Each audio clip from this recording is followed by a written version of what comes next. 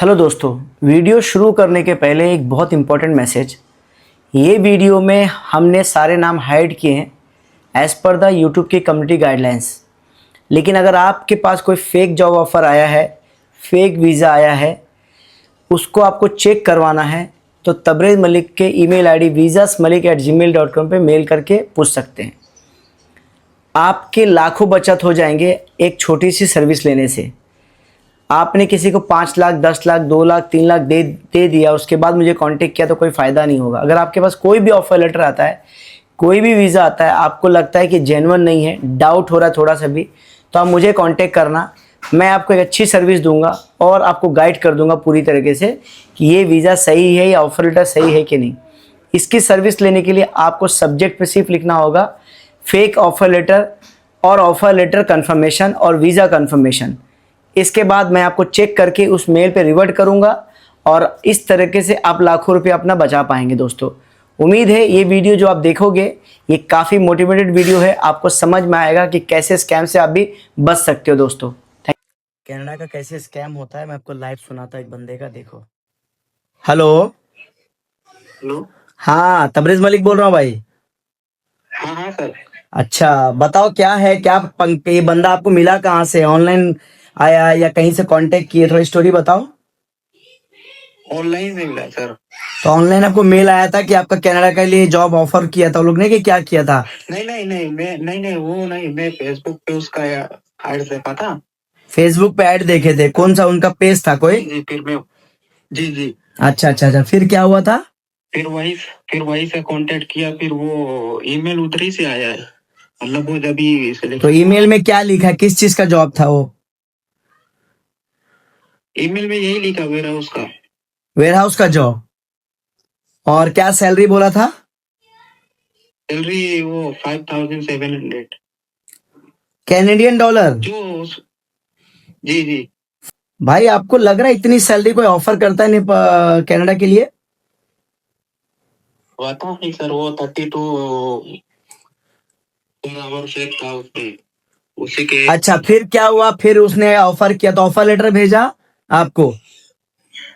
जी पहले फिर वो एम्प्लॉयमेंट लेटर किया, फिर उसके बाद में ऑफर लेटर आया ईमेल पे। अच्छा, ऑफर लेटर आया तो आपको इतना समझ में नहीं आया कि ऑफर लेटर मतलब मुझे किसी से चेक कराना चाहिए सही है कि नहीं, जेन्युइन है कि नहीं? एक दो से कराया, फिर वो लोग थोड़ा अपना रिस्पॉन्स नहीं किया, फिर ये भी इधर से बोलते हैं कि मेरे ट्रस्ट पे कराइए, सही है, रियल है, कोई फेक नहीं है। अच्छा, आपको ऐसा मतलब बोला कि फेक नहीं है, ये नहीं है? हाँ, बताइए फिर क्या हुआ? आपने मतलब उन्होंने बोला कि आपका सिलेक्शन हो गया, ऑफर लेटर आ गया, तो फिर आपने उसको पैसा डाला, अकाउंट डिटेल भेजा उसने? पहले शुरुआत में मैंने वो डॉक्यूमेंट भेजा, तो मैं फिर पूछा कि पेमेंट तो पहले नहीं, तो उसने फिर बोला कि नहीं, पहले पेमेंट नहीं है आपका। तो डॉक्यूमेंट आपने क्या क्या मांगा? उसने डॉक्यूमेंट में क्या क्या मांगा? अरे डॉक्यूमेंट में आपसे क्या क्या मांगा उन्होंने? डॉक्यूमेंट में सीवी और पासपोर्ट और प्लस पासपोर्ट साइज फोटो और सर्टिफिकेट एजुकेशन, और भाई इतना ही है था सही। तो मतलब आपसे आपसे उसने ना आइल्स की सर्टिफिकेट मांगी, ना बोला सर्टिफिकेट वेरिफिकेशन भी नहीं, कुछ नहीं, बस खाली डॉक्यूमेंट मांग लिया? जी। अच्छा, फिर उसके बाद क्या हुआ?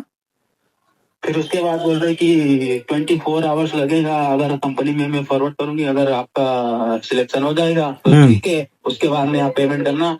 तो आपका मतलब कोई कोई वीडियो कॉल पे इंटरव्यू ये सब कुछ नहीं हुआ? नहीं कुछ ऐसा नहीं हुआ। अच्छा अच्छा, आप कहाँ रहते हो? काठमांडू के रहने वाले हो? कहाँ के रहने वाले हो? मैं मैंने मैं हूँ ये पोखरा साइड पे। पोखरा के हो? अच्छा अच्छा, अब फिर क्या हुआ उसके बाद? उन्होंने जब आपको सब डिटेल आपने भेज दिया तो क्या 24 घंटे के बाद क्या बोलता, सिलेक्शन हो गया? 24 घंटे में बोलता है कि सिलेक्शन हो गया, फिर उधर से एम्प्लॉयमेंट कंफर्मेशन लेटर आया। वही जो तुमने मुझे भेजा तामझाम वाला, जिसपे बहुत सारे मोटे मोटे स्टैम्प लगा है, बहुत सारे मोटे मोटे स्टैम्प लगा है ना, वो वाला? तो तुमको मोटे मोटे स्टैम्प देख के ऐसा नहीं लगा है कि स्कैम हो सकता है? नहीं सर, मुझे पहले तो कुछ मुझे डाउट लगा कि ऑनलाइन है, फिर वो ऐसा ऐसा बात किया कि ट्रस्ट। कैसा बात किया बताओ ना, थोड़ा मुझे बताओ कैसा बात किया जो आपको ट्रस्ट हो गया? मैंने उसको बोला कि देखिए आजकल ऑनलाइन स्कैम 99% होता है, तो वो बोलते हैं कि हाँ मुझे मालूम है, लेकिन मैं सब लोग ऐसा नहीं होता, तो मैं भी सोचा कि शायद सब लोग ऐसा नहीं होता होगा। कोई तो सही होगा। तो बोले भाई मेरे भाई आप मुझे मालूम है ना, काम आपका 100% होगा, नहीं होगा तो रिफंड होगा। फिर वही सब बात। तो आपको जो बैंक डिटेल भेजा तो क्या कनाडा का भेजा, इंडिया का भेजा, नेपाल का भेजा, कहाँ का भेजा? क्या चीज? बैंक डिटेल जो भेजा पैसे के लिए, जी जी जी। तो बैंक इंडिया का।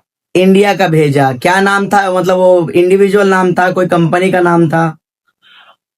और उस पे बैंक पे डिटेल्स पे नाम था। अच्छा, तो आपको फिर भी शक नहीं हुआ कि भाई एक बंदा कनाडा से मुझे मैसेज कर रहा है तो इंडिया का अकाउंट क्यों दे रहा है, ऊपर से इंडिया का दे रहा है तो पर्सनल अकाउंट क्यों दे रहा है? आपको फिर भी शक नहीं हुआ? काम काम इंडिया से ही हो रहा है। वो बोलता है मेरा ऑफिस इंडिया में है। मैं माना इंडिया में है, लेकिन इंडिया में अगर है तो कंसल्टेंसी के नाम से पैसा लेना चाहिए था उसको ना। नहीं तो वो अपना कंपनी का नाम में फोटो भेजा, उस पे अकाउंट नंबर लिखा। तो आपने वो कंपनी को वेरीफाई किया कि कंपनी लिस्टेड है, रजिस्टर्ड है कि नहीं है? कुछ वेरीफाई किया आपने? गूगल पे सर्च किया तो उसका थोड़ा प्रोफाइल आ रहा था। अच्छा अच्छा, आ रहा था, चलो ठीक है। उसके बाद क्या हुआ? फिर 1 लाख रुपए आपने दे दिया उसको, ठीक है? फिर मैं देखा तो उसमें लिखा था 15 ईयर्स ओल्ड, मतलब एक्सपीरियंस है कंसल्टेंसी ऐसे। आपने उसका गूगल पे रिव्यू कोई देखा, फेसबुक खोला, कोई इंस्टाग्राम खोला, कोई रिव्यू पढ़ा उसके बारे में?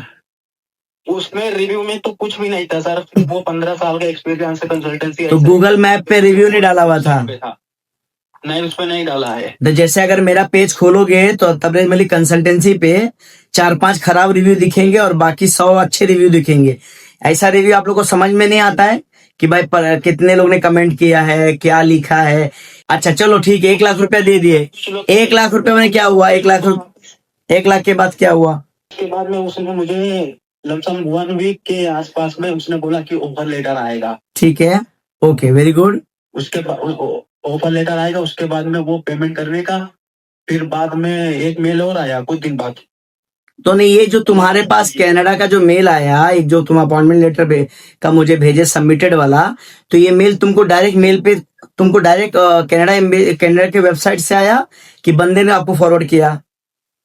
नहीं, उधर कंपनी का मेल से आया मुझे। नहीं, मतलब आपको कनाडा के वेबसाइट से कोई मेल डायरेक्ट नहीं आया, ये जो भेजा कंपनी भेज रहा था ना? हाँ, वो सर जो IRCC पे पोर्टल पे सबमिट करते हैं ना डॉक्यूमेंट, हाँ, उसका कंफर्मेशन लेटर है ना, ये भी वही कंपनी का ईमेल से ही आया। कंपनी का ईमेल जीमेल वाला है कि कंपनी का ईमेल आईडी कंपनी के नाम का है? कंपनी का ईमेल आईडी है, कंपनी का HR का ईमेल आईडी से आया। अच्छा चलो, उसके बाद फिर क्या हुआ बताओ? उसके बाद में वो मेरे को फिर इधर से कंसल्टेंसी फोन से मैसेज आया कि आपको वो रिसीव हुआ IRCC का पोर्टल, व्हाट्सएप, वो यूजर ID और पासवर्ड। तो फिर मैं देखा ईमेल में, तो मैं बोला हाँ आया है। फिर मैं ऑन नहीं किया क्योंकि OTP मांग रहा था। तो मैं बोला ये OTP मांग रहा है, किसका है? फिर तो वो बोलते हैं कि वो जो लॉयर है ना, जो फाइल लगाया है ना, उसके में जाएगा। हाँ, तो फिर लॉगिन करके आपने देखा, OTP मांगा आपने?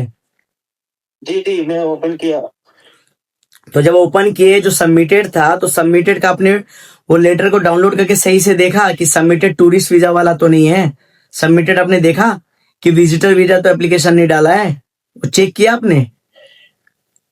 नहीं, तो वो तो एक्चुअली पूरा ओपन ही नहीं होता है ना, जैसे यूजर आईडी पासवर्ड जब डालते हैं, जो OTP सिस्टम है, तो OTP के बाद वहां पे जो फॉर्म है, उस फॉर्म में लिखा होता है कि बंदे ने एप्लीकेशन किस चीज का किया है। विजिटर वीजा किया है, वर्क वीजा किया है, स्टडी वीजा किया है, कि कोई और वीजा, रिफ्यूजी वीजा किया, जो भी है वो कौन सा एप्लीकेशन वहां पे दिखता है। तो आपने देखा नहीं ध्यान से? मैं नहीं देखा था। हाँ, वो एक बार लॉग इन करो, ठीक है? मैं लॉगिन करता हूँ, ठीक है? मैं लॉगिन करके मेरे को उसको OTP दिलाओ, मैं चेक कर लूंगा। उसके बाद आपका क्या हुआ? फिर क्या हुआ? फिर पैसे कितने मांगे उसने पेपर आने के बाद? 4 लाख? फिर उसने फिर वो दे दिया। उसके बाद में अभी LMIA के लिए ईमेल आया था ना, 75,000, मोर देन 100,000। हाँ, ना ना ना ना, 1 लाख के बाद, ऑफर लेटर के बाद आपने 1 लाख दिया, सही है? जी जी। फिर 4 लाख आपने कब दिया उसको? 4 लाख रुपया कब दिया? वो ऑफर लेटर आने के बाद में। 4 लाख दिया, तो 1 लाख कब दिया था आपने? वो एम्प्लॉयमेंट कंफर्मेशन लेटर के बाद में। बाप रे बाप, ऑफर लेटर के बाद 4 लाख रुपया दे दिया। फिर 4 लाख के बाद क्या हुआ? अभी वो उसको LMIA के लिए मांगता है। टोटल कितने में डील हुआ है? अरे भाई 5 लाख तो ऑलरेडी आपने दे दिया है ना, जी जी। तो 5 लाख के बाद और कितना देना है उसको? बोला है 75,000 वो अलग छोड़ दीजिए, उसके बाद में 6 महीना मेरे को उधर कटाने का है। अच्छा, मतलब आपको लीमिया के बाद पेमेंट नहीं देना है? जी नहीं। लेकिन मैं तुमको डराना नहीं चाहता हूँ, मैं तुम्हारा ये काम नहीं करा रही, सरासर फेक है। ठीक है, कल बात करते हैं फिर, है ना हम लोग? जी ओके ओके ओके। देखो दोस्तों, ये वीडियो जब शूट कर रहा हूँ, ये सैटरडे का दिन है और शाम के वक्त शूट कर रहा हूँ, और इसको पोस्ट मैं कब कर पाऊंगा मुझे नहीं मालूम है, जब तक कि केस मुझे क्लियर नहीं हो। बट ये वीडियो बहुत मजेदार होने वाला है। लाइव स्कैम बताऊंगा कि कैसे न्यूजीलैंड के बेस पे, कनाडा के नाम पे लोग स्कैम करते हैं, LIMA के नाम पे स्कैम करते हैं। तो दोस्त, आप लोगों के लिए बहुत ही समझदारी वाला होगा दोस्तों।